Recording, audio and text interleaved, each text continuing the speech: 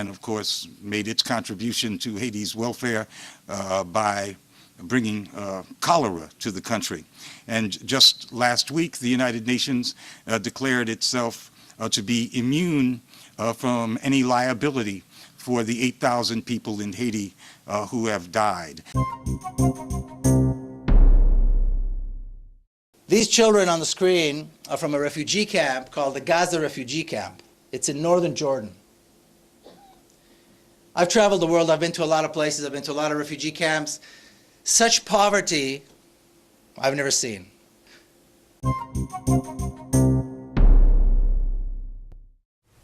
Hello, my name is Stanley Heller. Welcome to The Struggle. The Struggle is shown on 21 cable stations from Vermont to New York City. On the internet at thestruggle.org, our YouTube channel, Struggle Video Media. We begin with a call by New Haven demonstrators for dismissal of charges against Jewu Richardson. Richardson is on trial for allegedly trying to injure a policeman as he was fleeing from that policeman. Then a section of a talk given at Trinity College by Black Agenda Report commentator Glen Ford.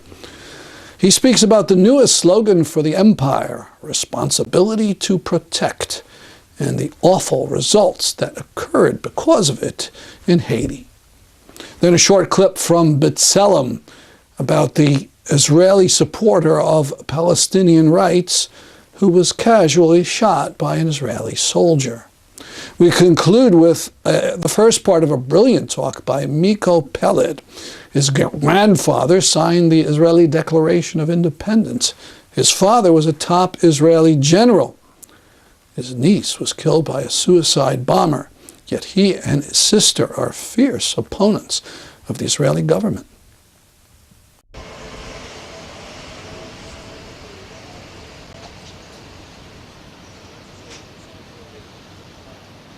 We're here at the courthouse on Church Street. We're demanding justice for Jewu Richardson, who is going to trial starting this morning. Jewu has been a target of the New Haven Police Department for over a decade now. He's got a long history of being beaten, harassed, framed, having evidence planted on him.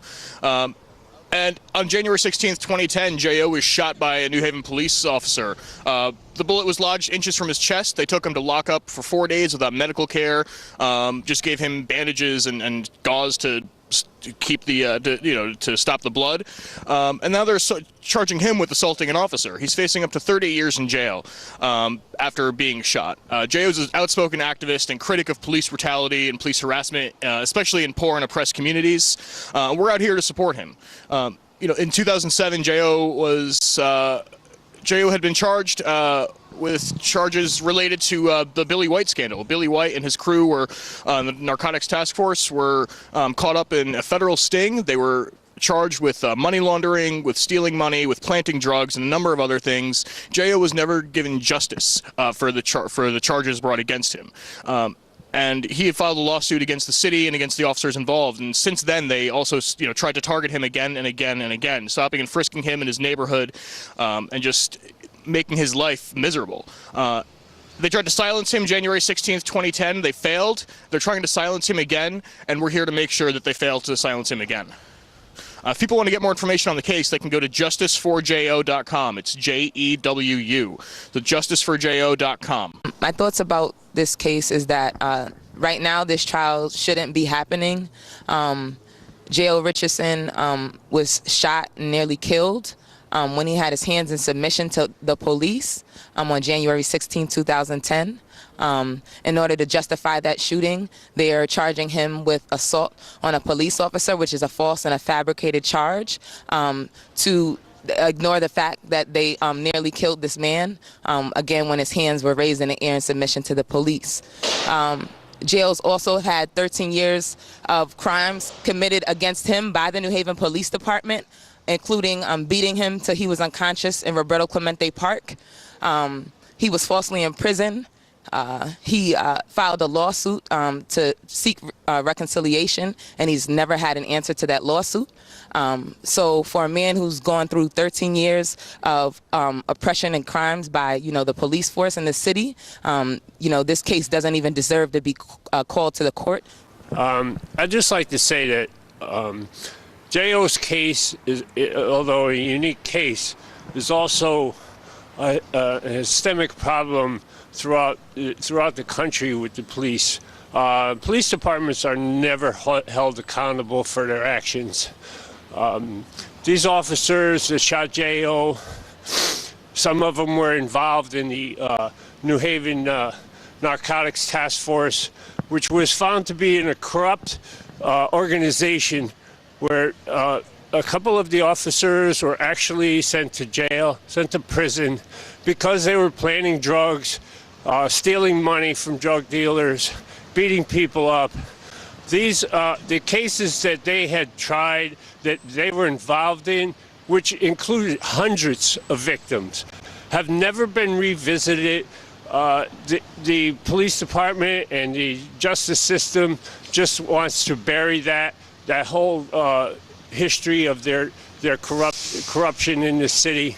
J.O. was a part of that, and J.O., fortunately for J.O., lived after being shot by these corrupt officers, and he spoke out, and he's continuing to speak out, and that's why it's such an important case. The empire always needs a phony, bleeding heart slogan to stomp all over the world and grab resources and set up bases. The latest is responsibility to protect, RTP. Glen Ford tells about how it's working out in Haiti. Many people say that this R2P, humanitarian military intervention, got its start in the intervention in Yugoslavia, and I agree, that's true.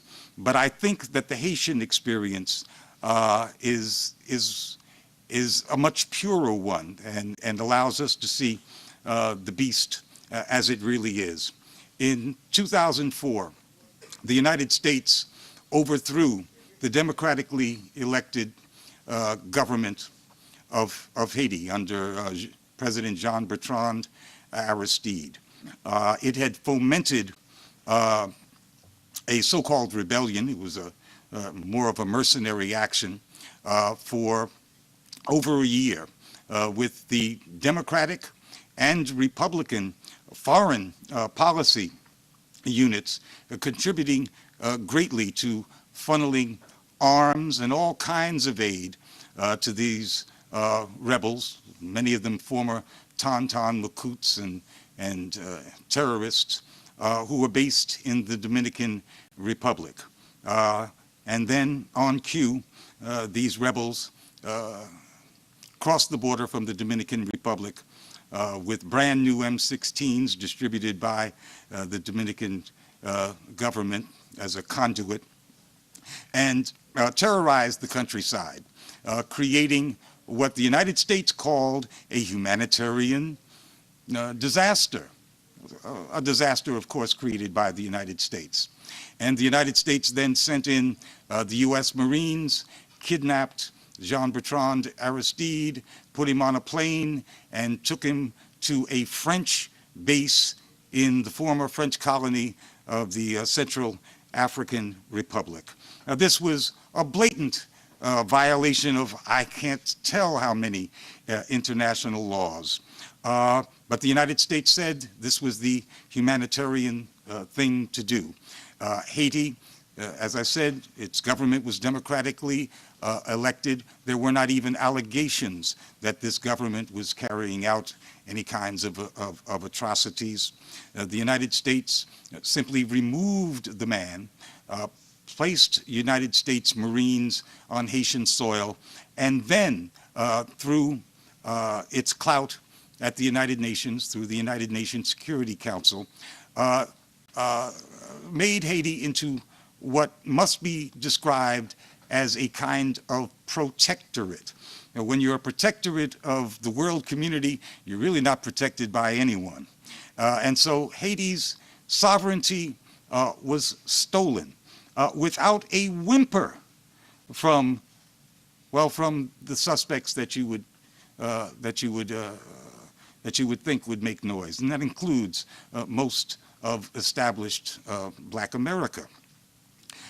Haiti languished under this protectorate status until the earthquake which seemed to give some ex post facto justification for the United Nations occupation of the country. And the UN, of course, made its contribution to Haiti's welfare by bringing cholera to the country. And just last week, the United Nations declared itself to be immune from any liability for the 8,000 people in Haiti who have died. Now, this immunity, I think, is significant because it's what sovereigns claim. So now I suppose that the United Nations is sovereign over Haiti, and Haiti has no sovereignty of its own. We see here with a country that not only offended no other country because it could not. Haiti does not have the capacity to offend any other country, and which did not was not even alleged to have committed any kinds of atrocities against its own people, can, by the United States, be stripped of its sovereignty. I think this is the clearest example of all of how the United States is methodically undermining international law at its most fundamental level because it could. And the U.S. is quite pleased with what it has done. So pleased that it has lost all shame and put George Bush and Bill Clinton as the kind of Rogers over this captive people. Bil'in is a town in the West Bank of Palestine, Israel, that's had weekly demonstrations against the wall that's stealing its land since 2005. It was subject of the award-winning film Five Broken Cameras. Watch here as an Israeli supporter of Palestinian rights is shot by an Israeli soldier for doing nothing at all.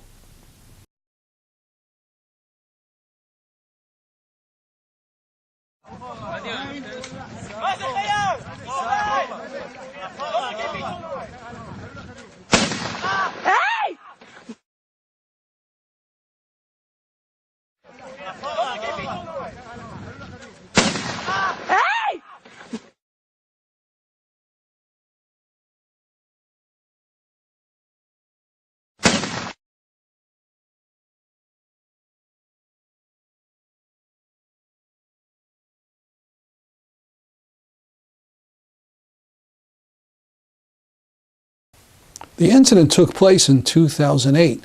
Since that time, B'Tselem, the Israeli human rights group, has demanded the government take action. Well, the government now has, after 5 years. It announced that the case is closed. No charges will be filed against anyone.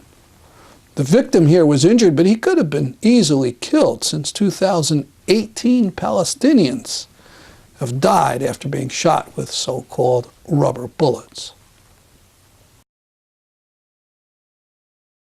Now for Miko Peled, who's from both an Israeli military and activist family. He's the author of The General's Son. My perspective is clearly one-sided. It is clearly not balanced. Quite frankly, I don't believe that there is a balanced presentation out there, because if anybody cares enough to stand up and speak about it, they probably come from a very strong point of view one way or another. And it's not a balanced situation. So you can't talk about balance here at all because it doesn't exist.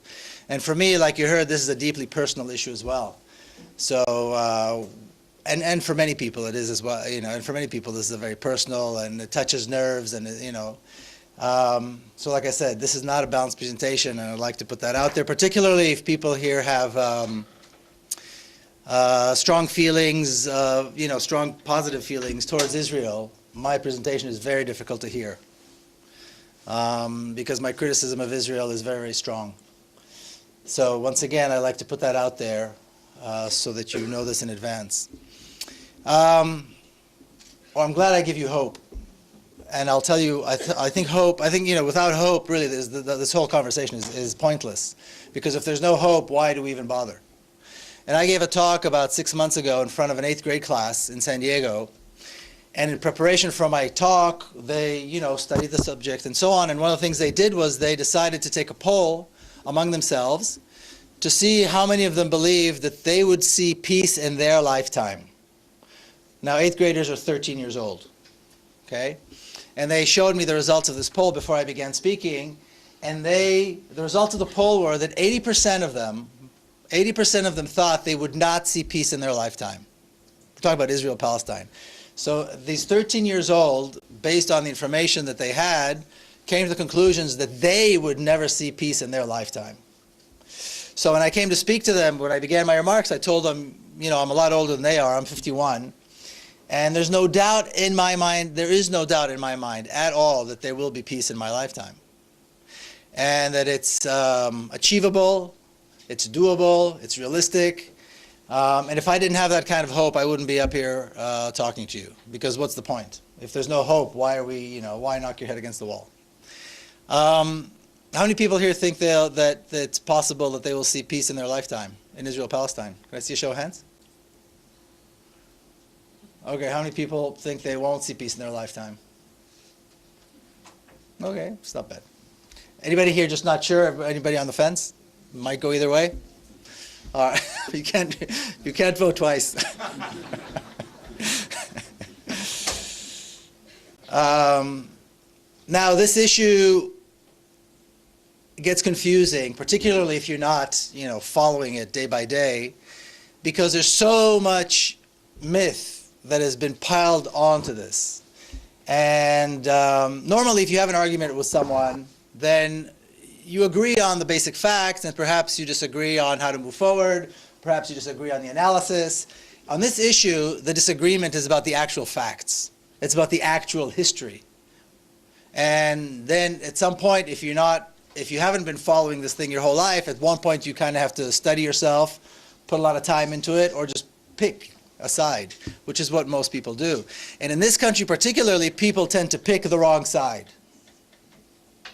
This country and the West in general always comes down, and I think perhaps for reasons that they believe are good and true, always comes down supporting Israel. And I think that's the wrong choice.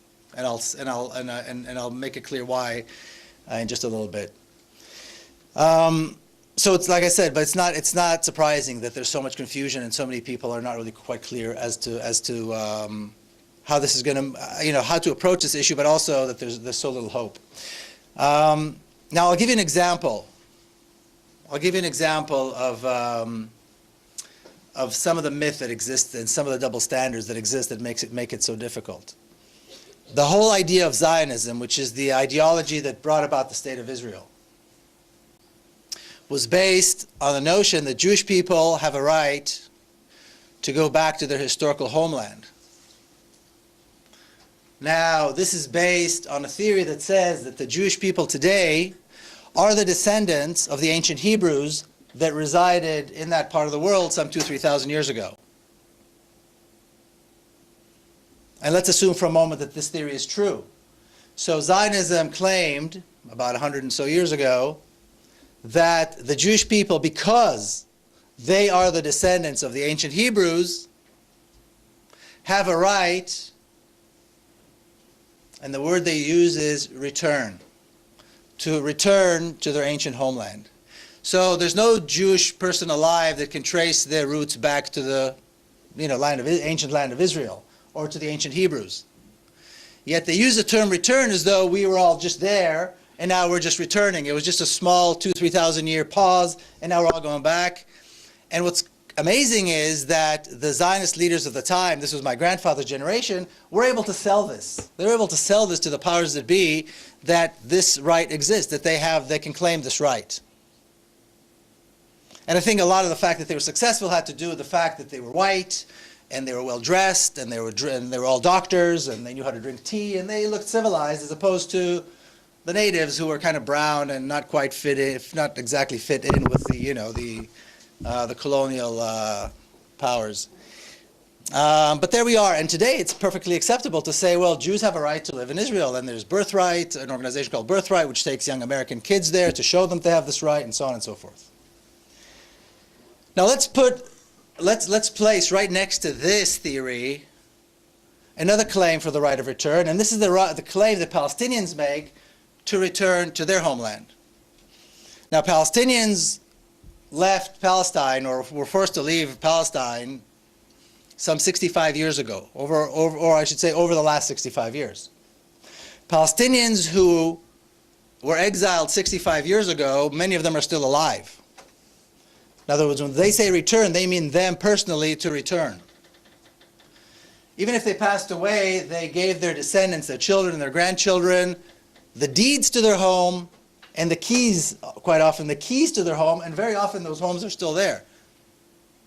In areas where the homes have been destroyed, you will see older Palestinians walk through rubble, walk through fields, and find their home, and find the well, and find the church or the mosque.